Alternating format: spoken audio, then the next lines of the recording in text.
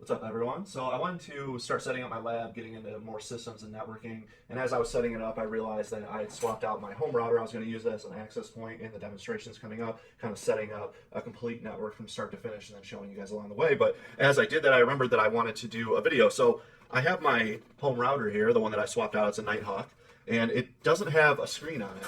So when you first get these, how do you connect to them? Now, the routers nowadays, you don't have to worry about those things. They broadcast an SSID, as we call them, or a Wi-Fi signal, or even when you connect to them, they bring up a screen and you can immediately connect to those devices and then follow the wizards or configure them. But that's not always the case when we're talking about mediatrix, print servers, and other devices. So if your managers or your team leads ever say, hey, here's a device, I want you to hard code it, so static IP it so that we can talk to it on the network, and you kind of are feeling like, okay, how do I do that? I've never done that. Or you set up a home router and it's always either broadcasted the SSID, so you just look for it on your computer, you connect to it, and then go from there, or it automatically pops up. That's not going to happen on some of these older legacy devices or maybe these enterprise devices. When I talk about these specific devices, I just did some screenshots. I took myself off the network to be able to do this so I could actually show you how we're connecting. But so this is a common print server. So what this device does is if you don't have a network port on one of your printers, it's an old legacy machine, especially line printers, you'll see these a lot. So if it has a parallel port, because it's so old, you'll go ahead and plug this in here. This will give you a network port. You'll actually plug this into your switch or into your network with an Ethernet cable, and then you'll go ahead and connect to it. This isn't going to pop up. It's not going to give you an SSID. It's not going to,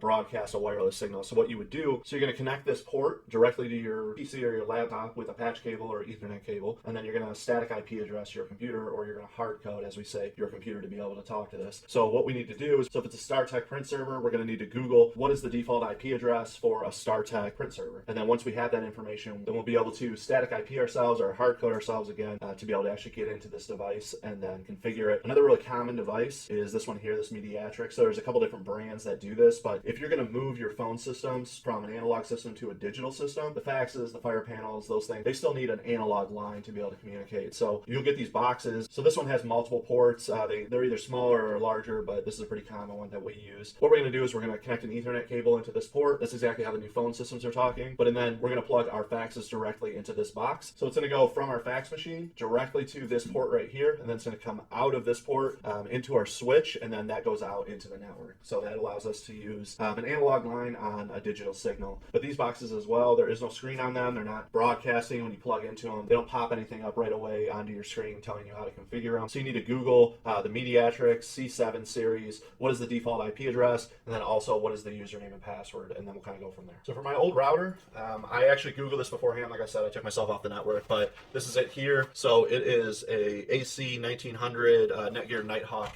router. So I went ahead and I Googled it. I found out that this is the IP address here, and then the default admin and password is admin and then password. So for my old router, I actually don't know what the IP address would be. I don't know the username and password. I've actually moved multiple times. Luckily with these, you can just kind of plug them in. So what I'm going to do is I'm going to do a factory reset. So on these, so that Mediatrix, that print server, there's always a reset button. If you've taken them out of the packaging, you probably don't have to do this. But so I'm going to have to go ahead and use this little reset button here, and I need something just to poke in there. So I do want to bring this up just because in my What's in My Bag video, everyone was saying, hey, you need to get this Ifixit Kit. So I did buy, it's like an $80 Ifixit Kit. So it ranges from, 30 to 80, whatever it was. I bought the biggest one just because, I really wanted it. Inside though, and I've used this a couple times now, it comes with this little poker, which is kind of cool. So I'm going to go ahead and use that, and then I'll just hold this down for about 10 seconds. I don't really know. You can look it up online, how long each device you need to. So the Mediatrix especially, there's a soft reset and a hard reset. So what that means is if you hold it down for 6 seconds, then it's going to clear out the network configuration. But if you hold it down for 10 seconds, it'll clean out the entire. So just look it up if you're having trouble with it. I always just start with a 10-second rule. Just go ahead and hit that reset. Sometimes you have to unplug it, hold the reset down, and then plug it in. So there could be a couple different formulas for it. With this one, I just held it down for 10 seconds. It seems to be rebooting now. None of these lights were on. They just popped on. So it should be rebooting, and then we'll go ahead and get connected to it. All right, it should be all set now. So I have my Ethernet cable directly connected to my desktop PC. If you're on Wi-Fi, I would suggest when you're programming any of these or you're trying to connect to them, jump off the Wi-Fi, disable your Wi-Fi. I've had some issues in the past when I was doing Mediatrix that, since I'm on 2 networks, it just didn't like it. So I'm going to go ahead and connect my patch cable that's directly connected to the back of my PC into LAN port 1. So the beauty of these routers is it pops up right away and it asks me if I want to configure it. That's not really what this video is about. Home routers, especially, residential routers, they're going to do this. They have DHCP already on them. It gives your PC an IP address.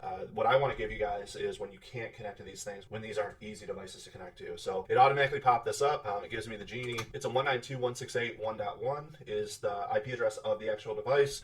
And then if I check my IP address, yeah, so it gave me a .2. So it has DHCP on it. A lot of devices don't have that, so let's go ahead and click out of this. So what we would end up doing, because that wouldn't happen in a real life scenario, is we would open up our run box, go to our control panel, we would go to network and sharing, click on Ethernet 2, properties. When you look up the defaults, it'll tell you which IP address the actual device is. It would say the Nighthawk is 192.168.1.1. So I need to be outside that range. So I'll go ahead and click on IPv4. I'll use this IP address. I'll give myself a 192.168.1.10. Since the DHCP gave me a .2, let's go ahead and change it. It automatically gives me my subnet mask, and then I can do my default gateway as the gateway, as what that router is. So 1.1. So just out of habit, the first thing that I'm going to do always is I'm going to try to ping my 192.168.1.1, which is the gateway. I can go ahead and talk to it, so now I'm talking directly to that device if it didn't give me an IP address, of course. If you wanted to, you could always do an IP config, which I did right here, and then this is my .10 that we just set, and that is my default gateway. So we're connected now. Then we're going to go ahead and open up our browser, do a 192.168.1.1, since we know that that's the default gateway. Go ahead and hit enter, and now we're in. But most likely it's going to ask you for a username and password. So just make sure that you Google that first, either on your phone or on a network on your laptop, before you switch anything over. We'll go ahead and, do you want your Genie help? No. Okay, now it's asking me for it. I don't know why it's doing it now. And then I get all my options to be able to configure the device. So with the Netgear routers, it's very user-friendly.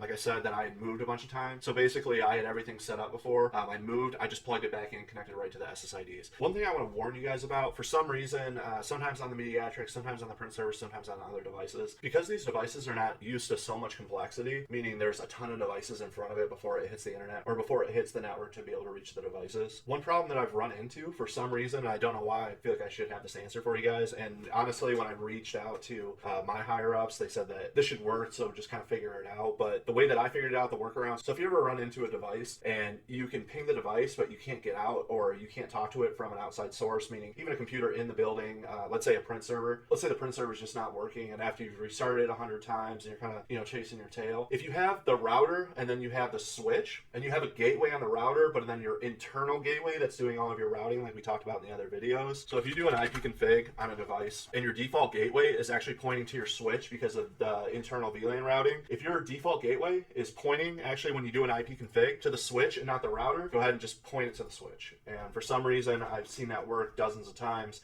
especially kind of on these smaller chintzy devices. But really, that's it on these devices that don't either broadcast SSIDs or they're not very user-friendly. So if you have any issues with them, just go ahead and try these. Make sure that when you're static IPing yourself, take yourself off of the Wi-Fi. Don't give yourself another variable to run into. Make sure you have your default username and password. And then also make sure to look up the actual reset commands if you're not taking it out of the box. But again, I appreciate you guys checking this out. I'm going to get back to setting up my lab, and I'll see you in the next one.